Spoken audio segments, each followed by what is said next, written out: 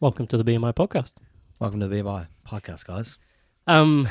So I kind of had the thought of doing an episode on kind of creating a personal brand, because obviously I know that we're both kind of heading in that direction, and kind of preface it by saying that we haven't exactly walked the walk, so we're walking the walk through this one. So this is kind of, I guess, more of a follow along with where we're currently at and maybe the thoughts that we've had, so that people can, I guess, that either haven't started on their journey to create their own brand or haven't thought about it, then maybe this can be kind of like a little bit of a catalyst. And at the same time, potentially people might be in the same position that we're in, and kind of just, I guess, throwing out different thoughts and things like that around what we've thought about already within this personal space. Yeah, using us as their own sort of bouncing board. Yeah. If, like maybe confirms for them something they've been thinking about doing, or 100%. something they were wondering about. Yeah. Or even the opposite of people kind of like haven't even thought about it. And so this kind of gives them a little bit more of a, I hadn't thought about that one. Yeah. Just as a different approach. So when I originally thought about kind of creating that personal brand, I mean, for me, it was almost synonymous with the influencer. Yeah. And so it kind of came about with, had a little bit of a stigma to it, right? Yeah, I reckon. And so there was, it's almost gone part and parcel with the personal brand kind of growth and social media growth. And as social media's expanded into what it is now, it's almost kind of helped to develop that personal brand or influencer. Yeah. And I mean, because probably to that was really the only influencer that you could get, or prior to social media, the only influencer that you were getting were really the famous people. Yeah. And that was sports stars, that was movie stars, etc. And so they had their own personal brand, but through kind of awareness that social media provided, enabled just the everyday person to be able to develop their own following. Yeah. And so, I kind of came up where I was thinking about, okay, well, there's two variants of that personal brand or personal branding. One, and they're all actually very similar, but I think to try and distinct, or how I thought about the distinction, was the influencer versus potentially the small business. Yeah. And that influencer being, okay, well, they're using their network and their reach to, sell, I guess, other people's products. Yeah. As opposed to the small business, which is using their network and their reach to help support their own business rather than someone else's. Yeah. And so... And I think that's probably the modern day approach. And well, I think for myself, that's the modern day approach that I want to be heading towards. Yeah.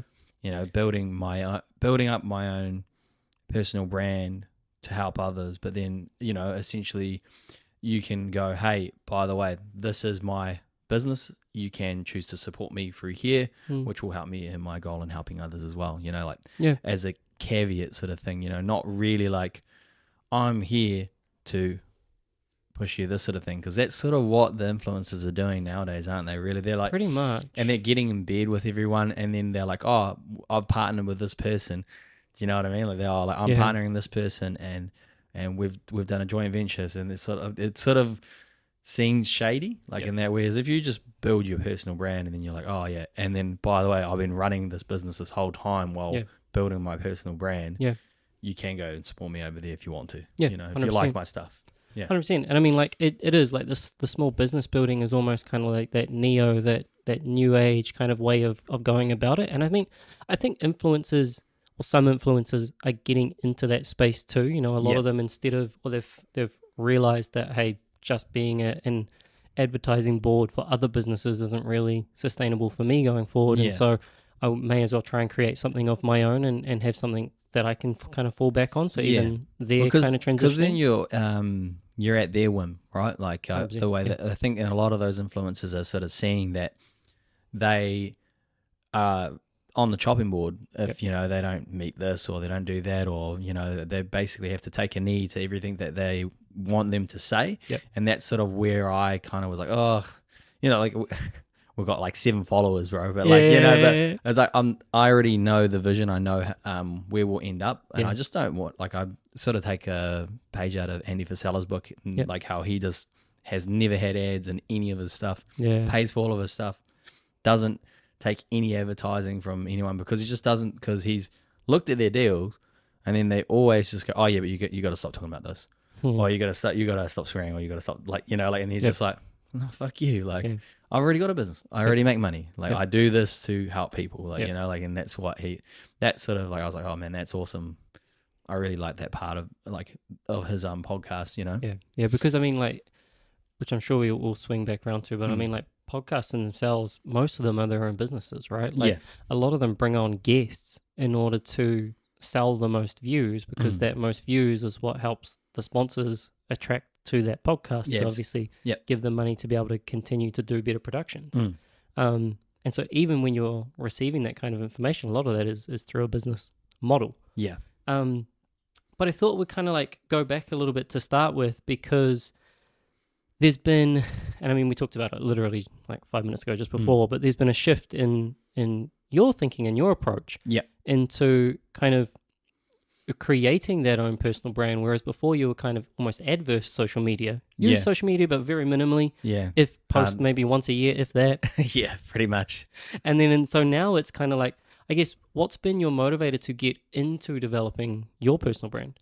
I just sort of, I see the way that the modern day business is sort of like growing, and then I sort of see also the way that they're not growing as well. Like, I see a lot of these businesses that I was like, man, like, they were huge back in the day, but they've just done nothing along.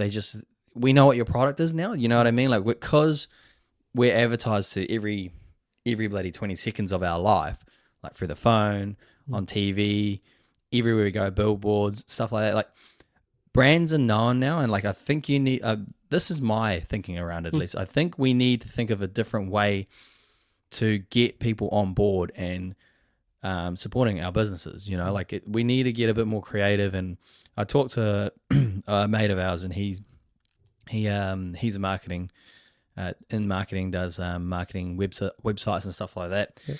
And we talk about it, and it's just like, you have to sort of start building like a community. I think that's I think that's a modern way around it. It goes, okay, that's why I'm starting to do a lot more content with the little cherry, like, hey guys, watch us grow.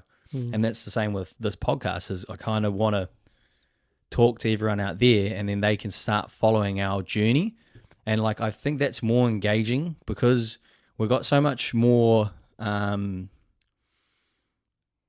it's just, you can just smell an ad now. Do you know what I mean? Whereas right now, I'm sort of going through and doing like a whole rebranding, or like a whole different version of myself, and just sort of putting it out there for others to follow along the journey.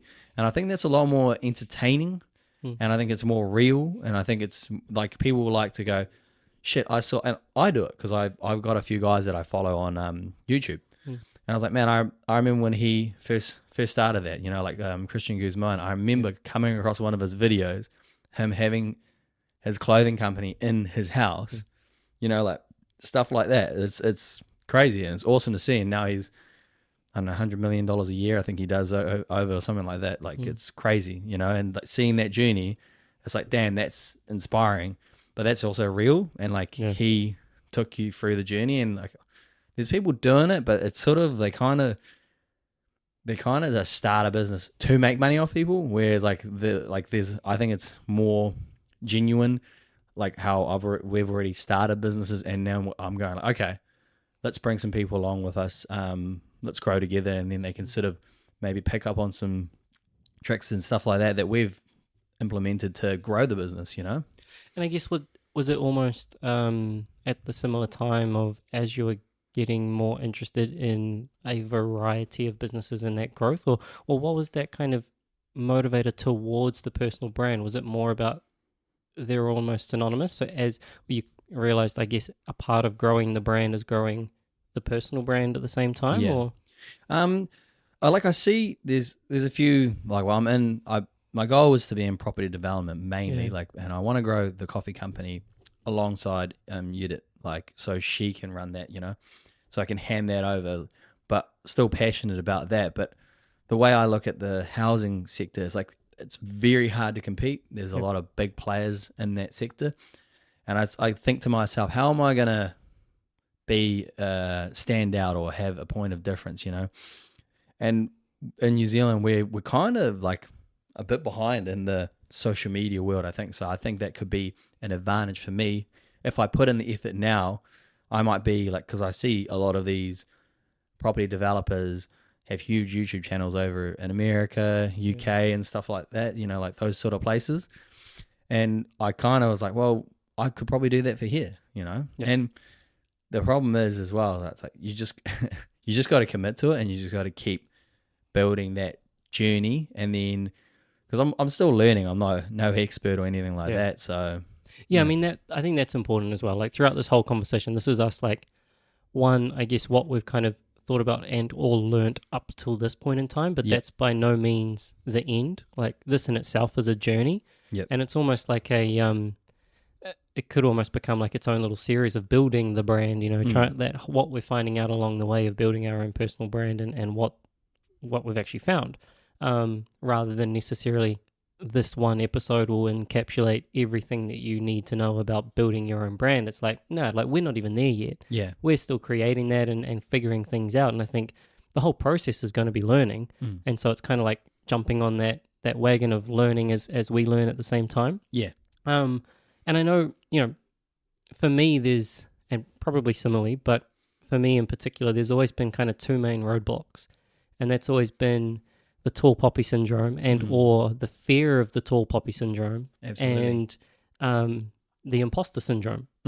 And so it's, the fear of tall poppy is kind of that fearfulness of, hey, what is everyone else going to think? Are they going to try and pull you down to their level, that kind of thing? Yeah.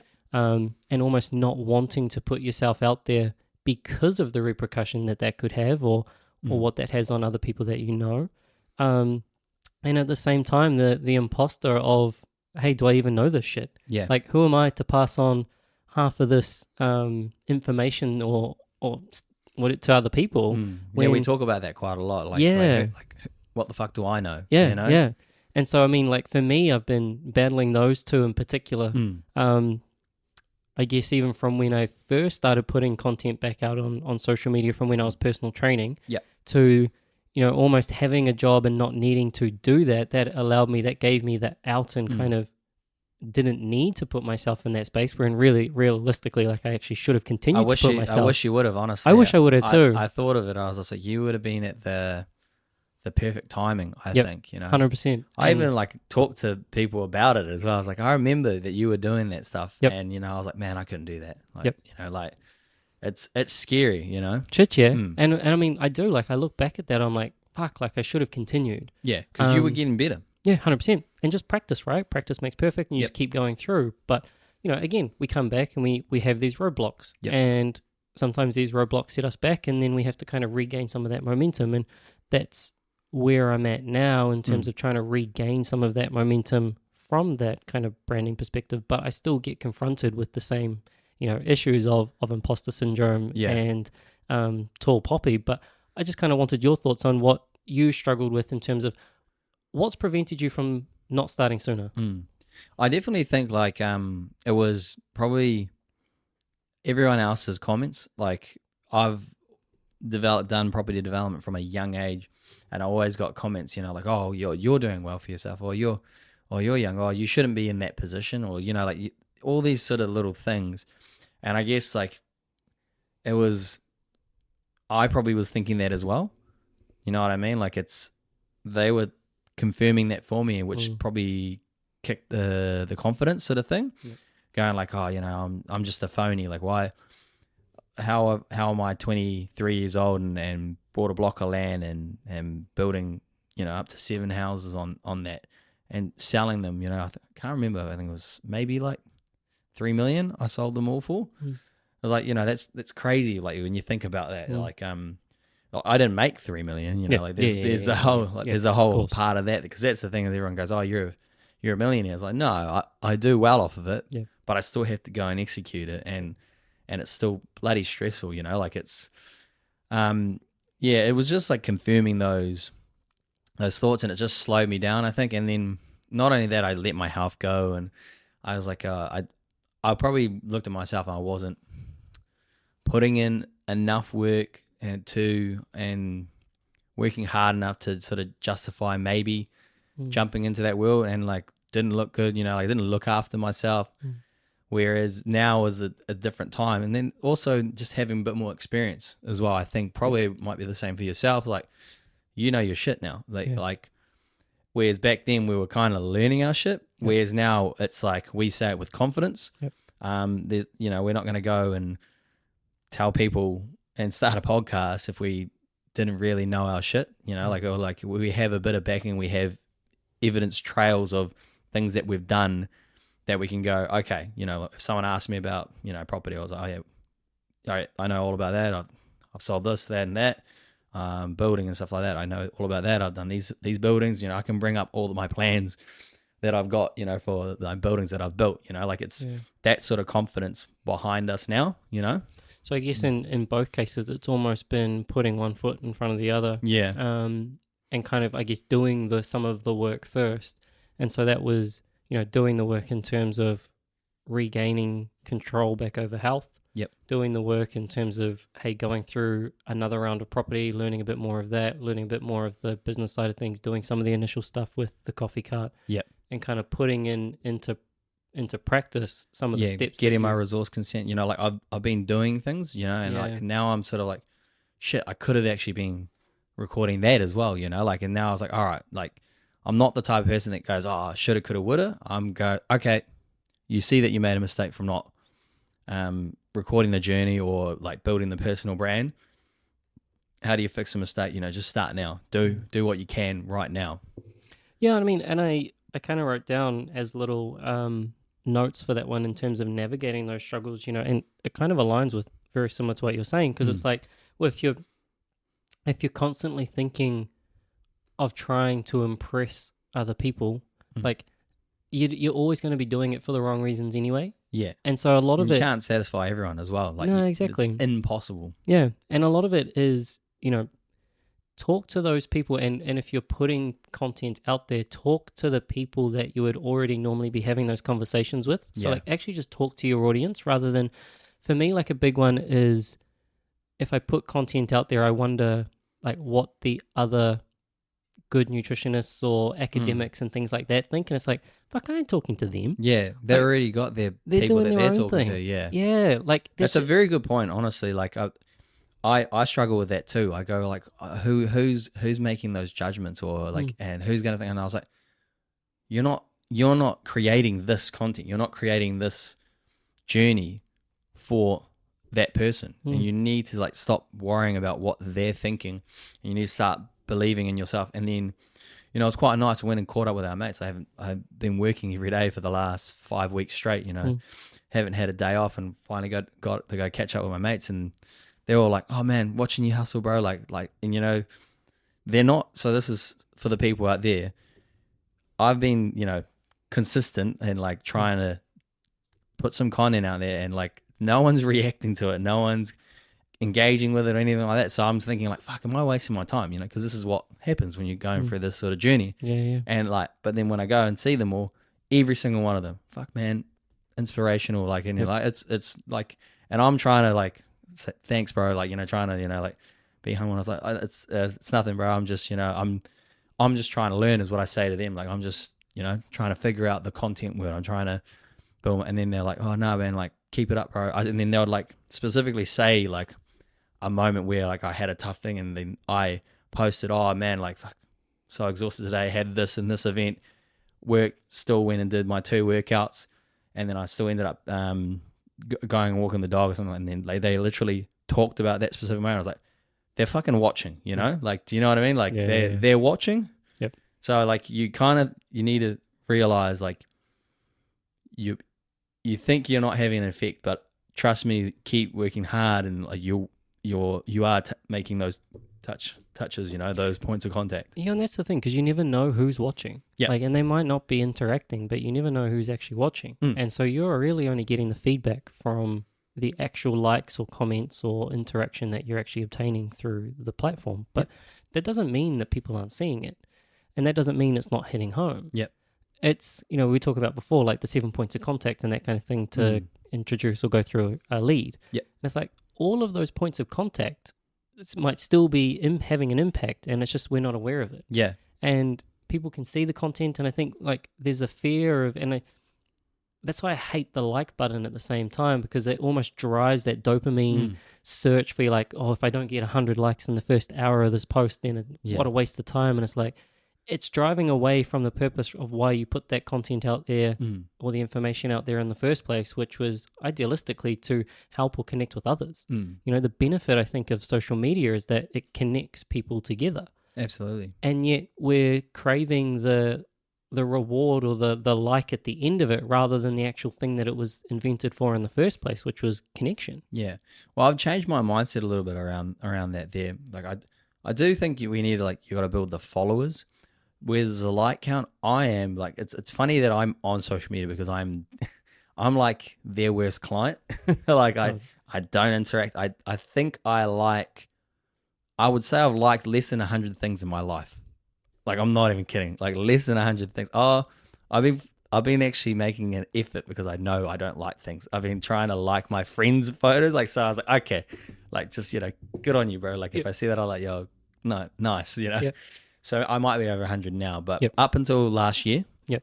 I wouldn't have over 100 likes, I would say, in all social media, all of them as well. Like, but like, and that's why I sort of think when it comes to that like button, people are more sort of turning like me, I think, and like going, shit, they're just using us for the data. Yep. Do you know what I mean? So they're not engaging, but they are taking it in. Do you know what I mean? They're sort of going, oh, cool.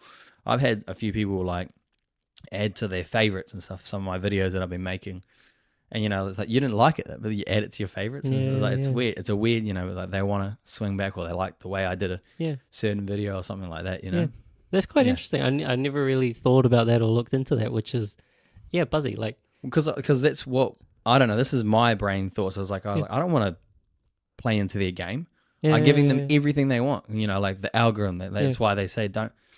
I don't know. Like people will say don't go liking everything, because then they're just gonna figure out how to keep you on that platform as long as possible, because you're giving them the necessary information at the right time. Boom. All right. So give them more content that's stimulating that 34, 5, 6, and something like, it's they're using that, and that's what I think maybe a lot of the younger generation as well, and even our generation, the millennials, they're sort of clicking on, and they're like, okay, I'm still addicted, but I'm going to take a more of a backseat approach and just sort of scroll and then sort of go about my business, sort of thing. Yeah. Yeah. Well, I think there's a saying. It's like, was it create more, consume less kind of thing, which is almost indicative across the whole field of consumerism in general. But if we're on the platforms, then we have the ability to actually create content for those platforms too. We don't just have to be consumers of the platform. Yeah, yeah. And I think the good thing is, when you're looking at personal branding, we all have our own story.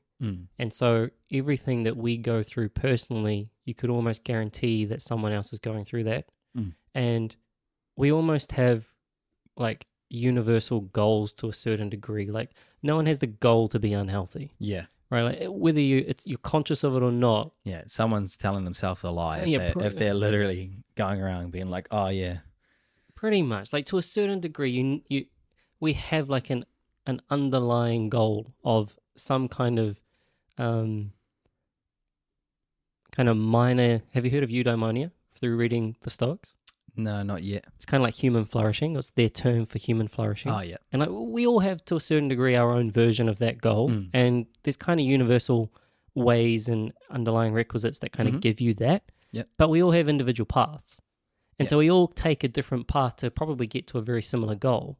Like, my goal in achieving body composition might be different from your path of achieving body composition, which is different from anyone else's path. Yeah, but we still want a decent body composition. 100%. Yeah. The underlying is you still want that body composition, right? And so, like, we might have the different goal, but the good thing is, from having individual paths, is that other people will resonate with your path. And so personal branding, or developing a personal brand, is just sharing that message and sharing what you've gone through in order to find related people that are also invested in a very similar path to you.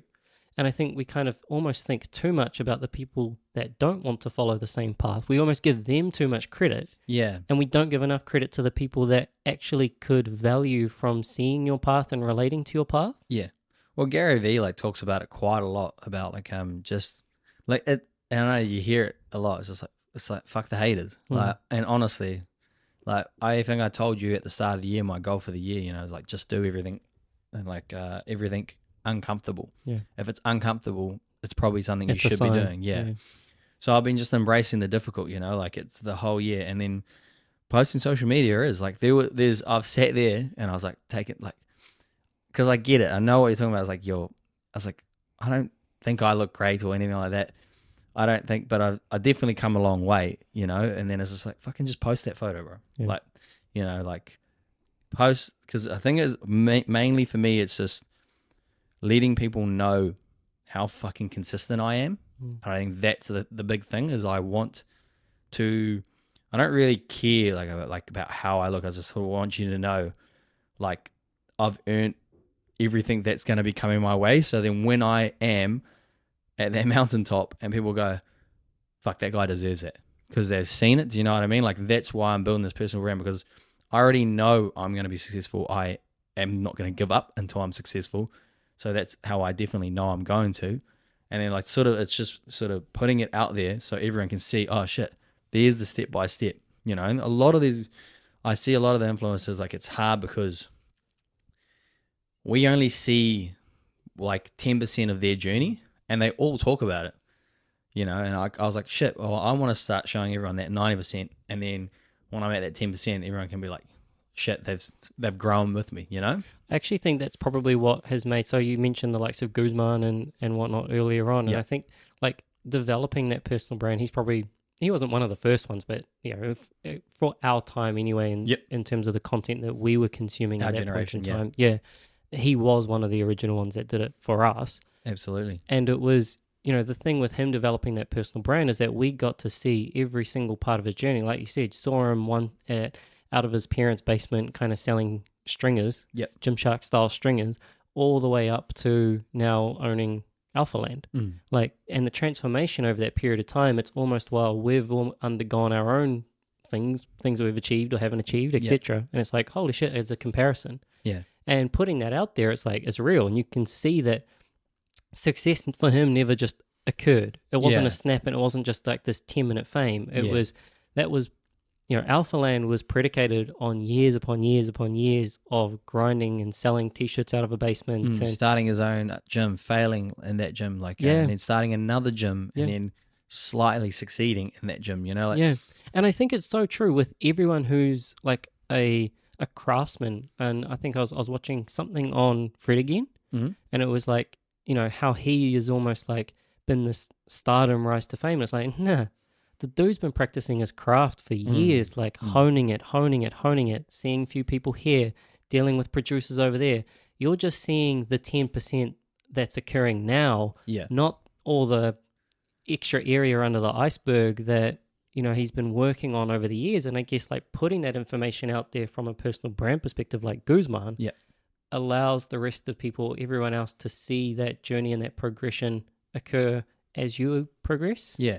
You brought up a good point about Fred again as well. Like, I was talking recently to one of our mates. We've got two mates that are in marketing. I was talking to these two, and I was just saying like how it's crazy. Like, they're like, oh man, this dude doesn't even need to do anything. He posts on Instagram and he sells out his tickets to his show that's within a week.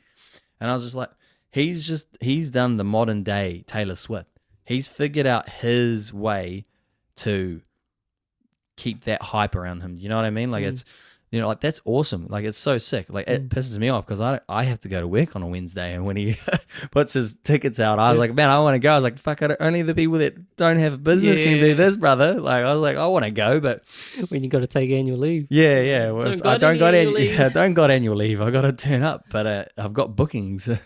But it's not even that. I was like, I saw that and I was like, man, he's done, like, you know, back in the days, it's like that modern day, like how Taylor Swift didn't do any marketing for her like concerts and stuff. Like, she just went to bloody weddings, like, you know, she went and performed for people, like that sort of thing. And now she just got heaps of, you know, like hype around her, and like they're like, oh, she's amazing. And it's the same with him. He went to little cafes and DJ'd in their cafe, you know, like he's going around and doing things that doing things for free, you know, like, and I see those little bits. I was like, okay, sweet. Like, I need to be sort of doing that sort of stuff. Like, and they always say, you know, give as much value away for free as you can. Yeah.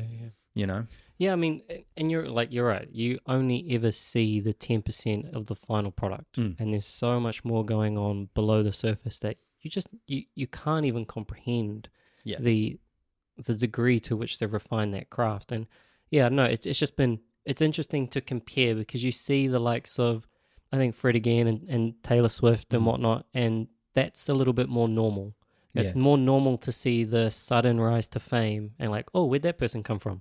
Don't even know, as opposed to seeing the likes of Guzman, whereas now potentially over the next few years, 10, 20 years, that'll change because of now people putting their story and their journey out on social media a lot sooner. Yeah. And you'll be able to see that change across different people and across different brands purely because they're actually using their own personal marketing to showcase that rather than necessarily just refining the craft. You know, artists, whether that's musician or drawing, etc., probably very similar in terms of the field. You know, putting content out there, it's more normalized now compared to what it was 20 years ago. Yeah, well, it's the whole landscape's changed, and like, I thought, because we're in New Zealand and we're not consumerism and like along everything like America, but I need to stop kidding myself. Like, we always follow suit. We're maybe 3 or 4 years behind them, and now with how rapid social media is, we're probably even like 1 to 2 years now. Yep.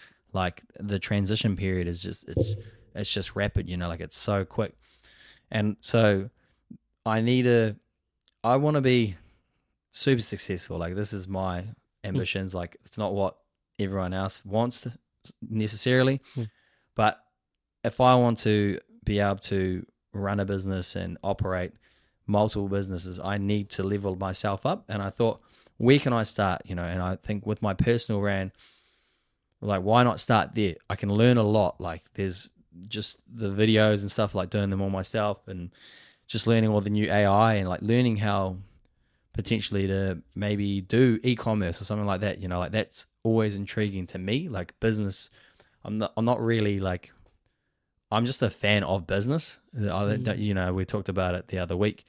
It's not necessarily like, oh, like, I just love the idea of just solving a problem and, you know, providing a service, you know? Yeah. I was actually going to ask, like, what are the things that actually excite you about the whole process of creating that personal brand? You know, like, what are the things that kind of, or what areas are there any areas that you want to focus on? Are you kind of like thinking actually more now jack of all trades or learning as much as you can?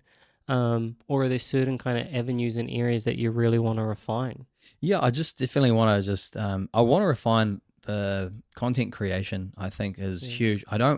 It's weird because like to refine that and get better at that, and you essentially want to get bigger or you want to grow. It's like, I'm not really too bothered about that. I maybe if I would look at a metric, I would like to help as many people as possible. Like, maybe like have a sort of an influence, you know, like be like, I don't want to be an influencer. I don't want to be pushing like makeup brands and all of that sort of stuff. I don't want to be pushing like 6 different items, or, you know, like, I'd rather just be like, that dude motivated me to fucking get off the couch and go lose my gut. Or that dude motivated me to be a better father or a mother to my kids, you know, like something like that. Like, that's more of the, I guess, the thing that I long for more than like, because I also like, that's the thing with me is I know I'm gonna be building my businesses. I'm gonna have my money there. Do you know what I mean? I don't.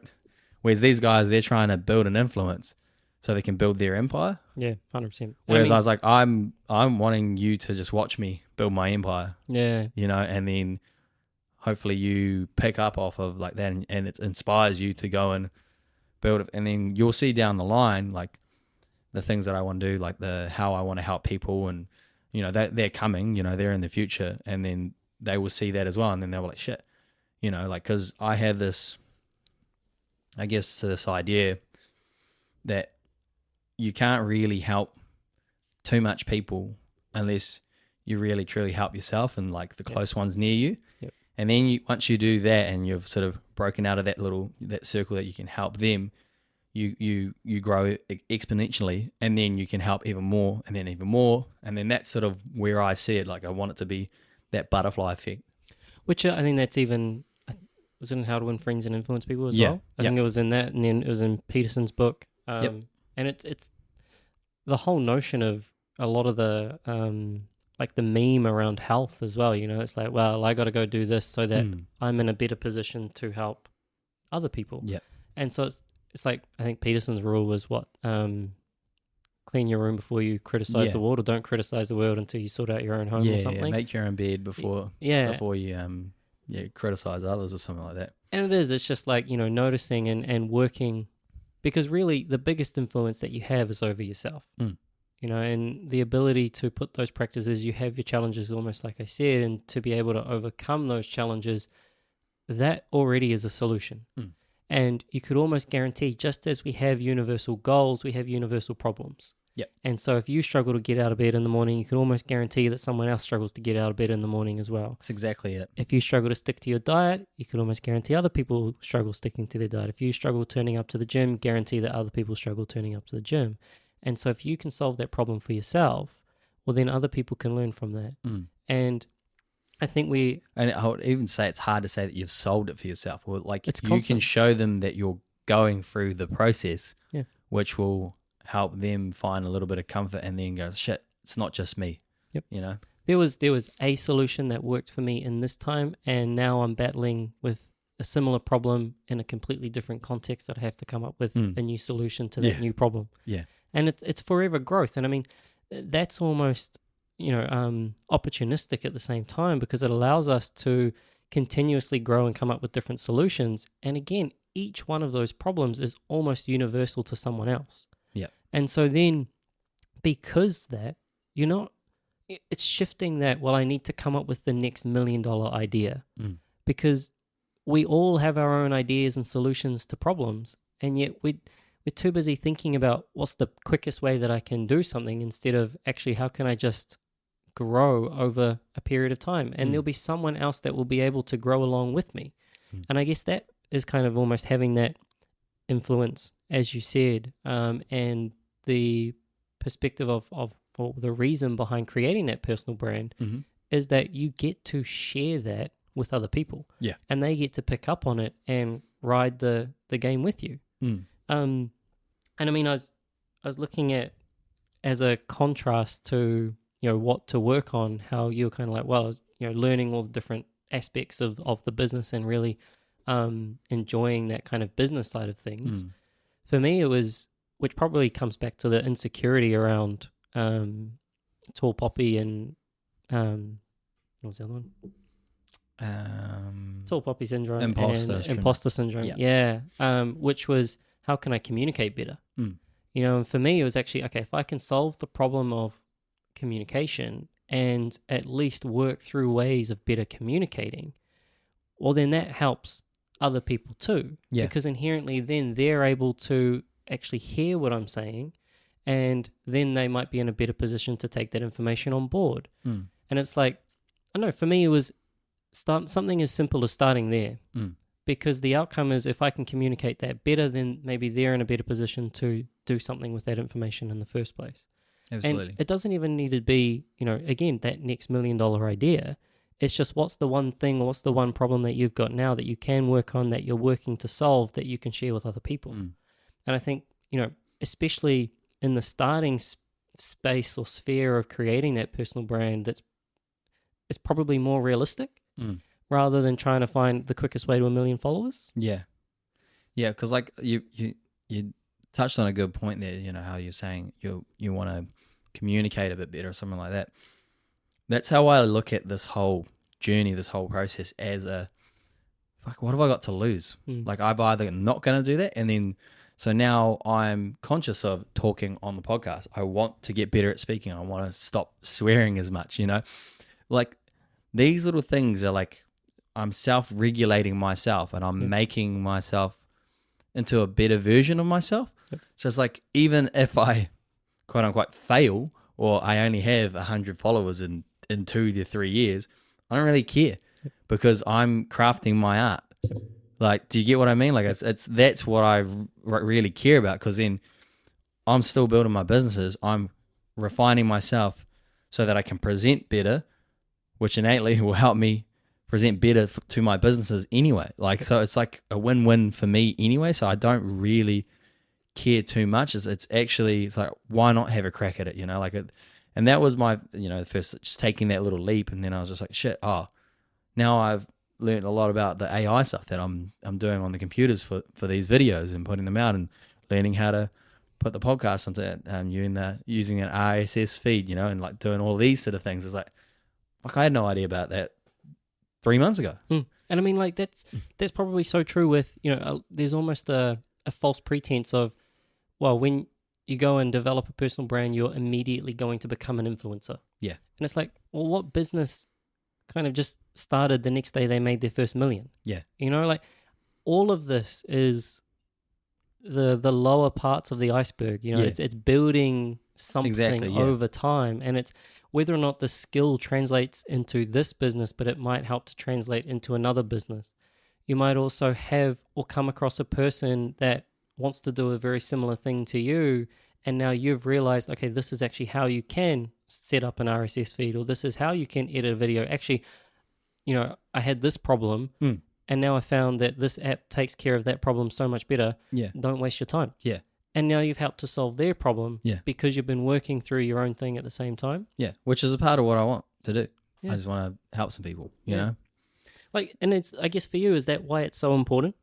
I've just gone through a lot of, I guess, I wouldn't say like difficulties. I've just had a lot of like roadblocks that no one's really given me the proper advice. And I think New Zealand's missing it a lot. Like there's like, we've got a lot of advice online, and then it's like around giving, buying houses and stuff like that.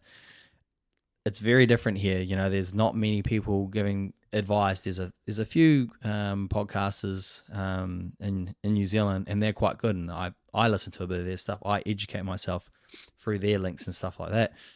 But like there's not enough, because they're only got so much of a reach, and and the next guy's only got so much of a reach, and like you need to have more people out there giving advice, especially around development. They're more around lending, so like because they're in the mortgage business. I'm more in the development, but there's no one around giving development advice, because for some weird reason they think other developers, because this is when I was first building my 7 units, like I went around and asked other companies, how did you sort that sort of development loan out, and how did you get on with this consenting process and stuff like that? And they would just be like, oh, not telling you. And I'm like why? Like I've already got the land. Like I know it's they're gatekeeping. Like they're like, it's like why are you not giving me like some help? Like and it just aggravated me a lot. And even my business partner, because he's like, oh go and like he was just like, oh surely you know something. I was like, yeah I know a few developers just through real estate. And I knew a few that I sold to or sold for. And you went to them, and it's just like, oh, they're just sort of not. They're a bit like cards to the chest, and it's just like, it's just I'm not stealing your lunch, bro. Like, yeah, it's a huge sign of insecurity. Like, you see it in all kinds of businesses, and massive in our field as well, in health. And it's like, I've got the secret solution to be able to get this person to where they want the soonest, and I'm never going to tell you because this is what's going to help me. Yeah, and it's the biggest insecurity. It's like, I don't give a shit. Like, I'm going to give everyone as much information as I can. I will literally walk you all the way through the step-by-step process for free. Yeah. Because the issue isn't information. Yeah. It's execution, man. It's execution. That's what is literally what I've been saying the last 10 years of my life. Like I've constantly been asking for help. I have no shame in asking for help. Like if I don't know anything, I'm happy to go and ask for help. And then there's a problem. There's just too much people, and they think, like, oh, because I'm doing better than them, or like, I went through that process, so what? I didn't get any help, so why should I give you help? I was like, I definitely think about it completely different to their approach. I'm like, how can I help? Yeah.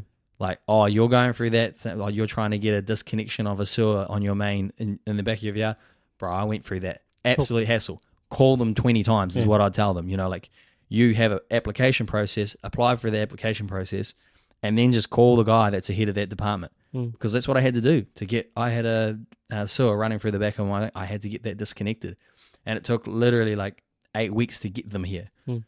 And it says, oh, it should be done in 1 week, and then because it got approved, but you just can't get them there, and like you just had like that. No one told me that, and I just thought they would just turn up, and I was just sitting there like, fuck, 4 weeks has gone by. Go ask them like, what do I do? And then you even talk to the council people, and they don't even know like that, because there's so many intricate things within the system. They're all in a different department. They're like, oh, you're gonna have to talk to that department. And you go talk to that department. There's no one giving you advice, and I'm like, fuck, is there any like? I have a saying, it's quite bad. I was like, there's no such thing as a working professional, man. They're all just playing stupid. Like they all like, oh fuck, I think I know what I'm doing. They're all faking it till they make it, you know. Yeah. Well, I wonder how much of that as well comes back to the whole tall poppy thing, you know, and almost what you said with regards to New Zealand being slightly behind the sphere of communication compared to the likes of America. And so, you know, New Zealand, or New Zealanders, New Zealand podcasters, New Zealand business people, they look at the American stuff and it's like, well, if it happens over there, and even our consumers, it's like, well, it happens over there, you know, that's not us.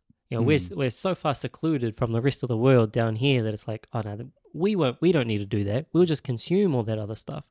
Yeah. And then you get the reinforcement from society in general kind of being like, oh, you don't need to do that. Like, and if you try and do it, then it's like, well, why are you doing that for? Why are you doing that? No, that's normal. That's an American thing. You don't need to do that. Yeah. And it almost like brings us down and steers people away from making that jump and putting content out there and just speaking, you know? And I think a lot of it, once you can get over that hurdle, it opens up, or at least it's somewhat freeing, and potentially, like you said, especially in New Zealand, there's a way that, hey, you could be one of the first people doing that, as opposed to like trying to do that in America where everyone's doing it.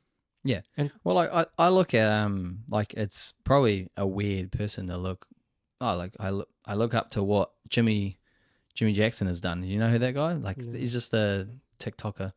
And then Uncle Tick's the guy that's have you heard of him? He's got Tourette's. Yeah, he's got Tourette's, and so he's like built awareness through like social media. But now they're building their businesses, and like people are supporting their businesses. Yep. And like I see that and I go, fuck, that's mean. You know, like that's what I want to do, is just like build an audience, you know, have decent, you know, content for them, you know, like give more than you receive, and then eventually because I am building a business, like eventually they might go, oh shit, I might support them in the Little Cherry, like go buy some coffee, or, you know, one day if we're roasting, go and maybe buying they'll be a part of our, buying our beans, you know, subscribing to the monthly beans, you know. 100%. I mean, like, I think inherent, like, people do buy things, but people also buy people. Yeah. And if you don't have the thing for them to buy, like, quite often you need to be that person. And if it's a...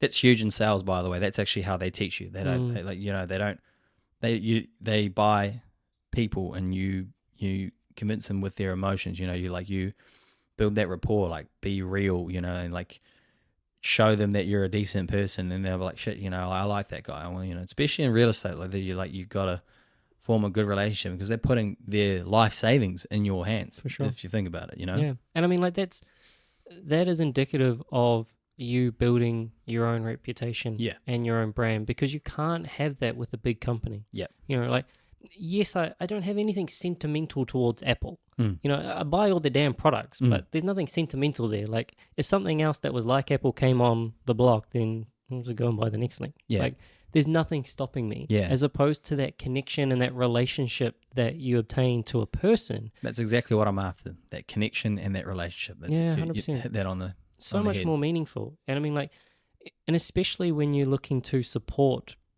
the people that you know, again, like, ideally you're looking at it and you're like, oh, well, like, I see them hustling, I see them grinding, I see them that they've got X product or service that I already consume. Like, yeah, hell yeah, I'll go and support that guy. And I mean, I think COVID helped with that. Like, when we could see all the small businesses starting to kind of like have to shut their doors and whatnot because they weren't able to make money. And then as soon as they were able to, everyone had a movement towards support small business, support local. Yeah, but humans are goldfish though, eh? They fucking forgot pretty quickly. Quick. And once that everyone was all right, they sort of went back to their old habits and they started supporting the big guys again. And you're like, oh, right, like, well, because they're hurting more as well. Because a lot of people after the effects of that COVID thing, they were hurting more. Yeah. But I think and that's where I think, because those guys, and that's what I'm saying, I'm looking at these businesses in New Zealand, they don't have that personal link. Yeah. So they weren't actually able to, unless you were going inside. And like, I feel like when you go and see them face to face, that's when you can feel their hurt, and they'll actually, convince you, like, come support me more. They were marketing almost like a company, a big company, whereas really they would have almost been better off trying to market like an actual small business and a personal brand or personal business. Yes, yeah. 100%. So that's why I think like a lot of those mom and pop, like brick and mortar stores, they ended up going under because they actually didn't spend any time building that personal brand, and now it's sort of they thought it was I thought you were just a franchise. I thought you like, and then because that's what people are like, they just assume, like, and if you have to be in front of them. We talked about it earlier on, but it's like if they don't know you're there, like we talked about the 7 points of contact, it's like they don't know you're there, then they'll forget about you. If you're not, even if you think you're putting out enough, you still need to be just there in the background, somewhere just floating in the back of their head. Yep. Which is why I think, like, for me, effective communication, because if you can find different ways and better ways to effectively communicate with people and be that person in the place where they open up that whatever it is that they're consuming, if whether that's an email, if that's Instagram, if that's whatever, if you're that person that's there and you can effectively communicate when they're there, then I think you just end up creating a better reach and you create a better communication or a better connection with that audience and with that person, rather than necessarily kind of just posting. What I see small businesses anyway, and which is what I kind of despise, is they almost just post for the sake of posting. Yeah. And it's like they put something there that's not really valuable. And then it's like, not everything has to be of value, but at the same time, like, what are you trying to communicate? Like, are you just trying to piece together colors on a page? Like, what does your audience actually want from that? Yeah. And sure, like, if it's literally just a space holder so that people can kind of see that you're actually a business. And you're still working. And you're still working, and it's got nothing to do with your marketing plan in general. Sweet. All good. But if your main form of marketing is Instagram, and yet your Instagram is just like a color board, it's like, what is that communication that you're trying to get across? And if we can be better at that communication, well, then I think that would inherently help to grow both brand and personal brand at the same time. But what's the personal brand looking like for you? So again, like, I think for the most part, it has been about restarting a little bit of lost momentum. Yep. And so trying to find the authentic way in which that I wish to communicate, and do that in a way that I can communicate better and with more connection to the audience. So for me, it's actually trying to actually go back to hone my writing skill, because I think we talked about it before in the journaling that, I didn't really Which is learn. out now, by the way. There you go. It is out now, actually. I never really learnt to write properly in school. I got taught how to basically write an essay that would pass, if that. Yeah, I was going to say, you passed, bro? I didn't. Probably learned that more in Polytech rather than while I was going through my degree in undergrad than what I actually did during school itself. Yeah. During school, I don't even know if they taught you how to write an essay properly. But yeah, I don't think so. I don't remember that either. No.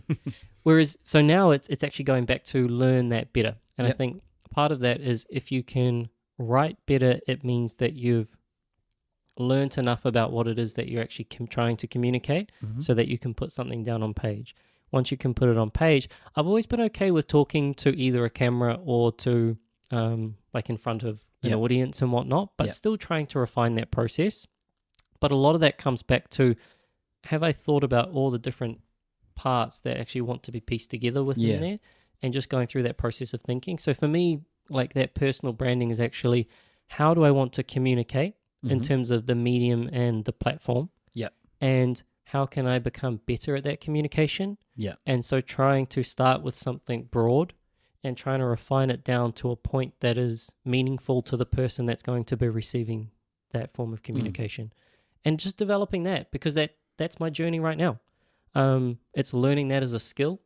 And I mean, I have a set niche of things that I've studied, i.e. health, nutrition, physical training, etc., that I can help solve people's problems. And so just merging the form of communication with the things that I've kind of become more proficient in, nutrition and training, to be able to help people solve people's problems in those areas. But for me, the skill is communication. Are you going to do any more videos sort of similar to what you were doing in the past, or like vlogs? Yeah, I don't know. Like, I think I'm over the vlog like space. Yeah. I wouldn't mind doing, again, similar, maybe whether or not it's YouTube videos or something similar, but going through kind of like an essay, and so having that essay and being able to verbally communicate that essay in front of a camera or in front of people. Sort of like Huberman and stuff like that, or yeah, I guess. What's his name? Lane Norton? Lane, yeah. Yeah. Bio Lane or whatever. Yeah, he does a little bit more like break down people's. His are good because, again, essentially, once you have a good breadth of knowledge, you can dismantle a lot of the bullshit that's going out there. So he does very well at that. Huberman's ones are quite good when he does a solo. So not necessarily when he's sitting down with someone else, because that's just interview style. Yeah. But when he's doing his solo ones where he's kind of running through a topic, something like that. Yep. Because inherently I've already created or creating that content. And so there's just another means of communicating that content, and that's being able to verbalize it. Yep. And so I think the next progression is doing that. So for me, I'd go away from the vlog and more towards that, I guess, informative visual content. Yeah. More than anything. Okay. Yeah. Who do you idolize, like, when it comes to personal brand? Like, who has inspired you, like, towards maybe that sort of style? Or so for me, Tim Ferriss, James Clear, and Ryan Holiday? No, Sam Harris. Sam Harris? Yeah. So those three, I mean, Peterson's probably on there too, but he more got me interested. I wouldn't say I typically follow a lot of his content now. It's kind of shifted, more political, less psychological. I'm like, don't care that much. So, but Ferris definitely, because if you look at all of these, right, there's a common theme, and whether or not people are aware of it, it's essentially almost one of the one-man or the two-man band. These aren't huge companies. They are individual people that have a story. And they have a unique perspective on the world that I also like. And so a lot of it is actually, like, for me, I have no aspiration to have a huge multi-person company. I don't care about having people below me. I enjoy the work that I do. And if I can find ways to better monetize that and find better ways to solve people's problems and more people's problems, then I'd be happy with that. Outside of having staff below me. Managing people, don't care. And if you look at all of those people, they all have that system and framework. Tim Ferriss pretty much just has his own, like, he invests in other businesses, but really he runs the podcast. James Clear sells a book and essentially has an email list. Sam Harris has a few meditation apps and a podcast. Like, some of these people, they might have staff members, but it's all of one or two people, you know, and they've found a way to maximize the leverage in their business while still being able to do the things that they love and not necessarily go to having an Apple as a company. And I look at that, and that's kind of the aspiration, is in terms of where I want to go. And all of them are very well spoken in the areas that they're interested in. So if you look at neuroscience and meditation, Harris is the man. If you look at habits, James Clear knows his shit. If you go to, like, business investing, Tim Ferriss. And a lot of them have very similar practices and habits that got them there in the first place. But the underlying concept of them as a structure and as a business, that's kind of what I enjoy. So I guess that's where I'm basing most of my worldview based off that. Yeah. Yeah. I'm very interested that you're not interested in leadership or something like that, or you don't want to have staff, or so that seemed to come across like that's what I said, because I'm like the opposite. I want to create as many millionaires as possible. Like, it's a dream of mine. So I want to have my development company, and I want to have every single person that's within the company, just a millionaire. Like, I heard Andy Frisella say that he's created so many millionaires. Like, he's got something like 300 or 500 people in his HQ. And I was just like, fuck, I want that. Like, that's something for me. Like, and it was interesting to hear that you like that's, I don't know, I don't even think of myself as a leader, but I've always, when push comes to shove, like, people always tend to look at me for advice or leadership. I guess it's in a different sphere. And so I take on the responsibility of helping people to achieve their personal health goals. Yeah. And I think the difference kind of starts to separate when we look at what we're helping people with. I think a common theme almost across every single conversation that's been about business is that, you know, your enjoyment has always been about the business, which a byproduct of it being about the business is essentially financial. And so if you're good at business and you're helping other people be good at business, the byproduct of that is going to be financial. For me, it's been helping people with health. And so, not that I don't need a group of staff members in order to help people with health, but you would need people to help them with business. Yeah. And so for me, I guess it's just different in terms of I don't necessarily see myself as a leader for staff, and I don't wish or care necessarily to have many staff under me pushing my agenda or my method. More in the sense of I want to be the best communicator and or representative to be able to talk to the people that I'm actually influencing and coming in my door. And so if I can be better there and helping more people there, helping them not need a nutritionist or not need a trainer because they're in the position that they feel confident enough in their own ability, so that they don't need to continue to invest in my services. That's almost me kind of doing a good job. Yeah, absolutely. Yes, I guess it's just potentially just the different fields. So if I was in the business of nutrition or interested in the business of nutrition rather than the practice of nutrition, totally. I'd probably look at it similar to almost like a Nourish app or MyFitnessPal or something. And I'd want to adopt, and I understand the adoption of, hey, if I can get as many people there making as much money as they possibly can, and that's going to better their well-being and or start their own business.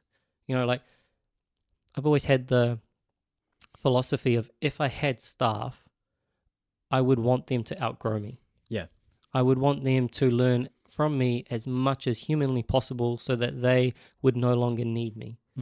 And a good system for that is obviously them being able to outgrow me and start their own business and become successful. Yeah.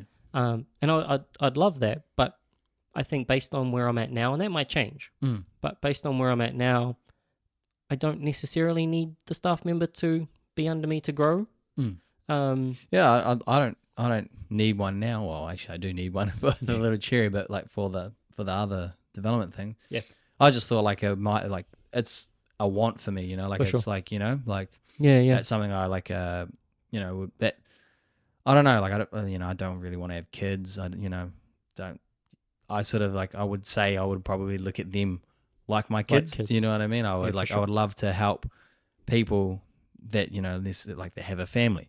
You know, I don't know, like that's something like that to me is like I find that would be quite rewarding. You know, like shit, like I helped the hell out of that person. Yeah. And now his wife is happy, his 2 kids are happy. Not only just financially, more as well, like through the way I operate in life. Just like if someone picks up my habits and they're like shit, they start getting after it as well. They start looking after their health, like the whole package.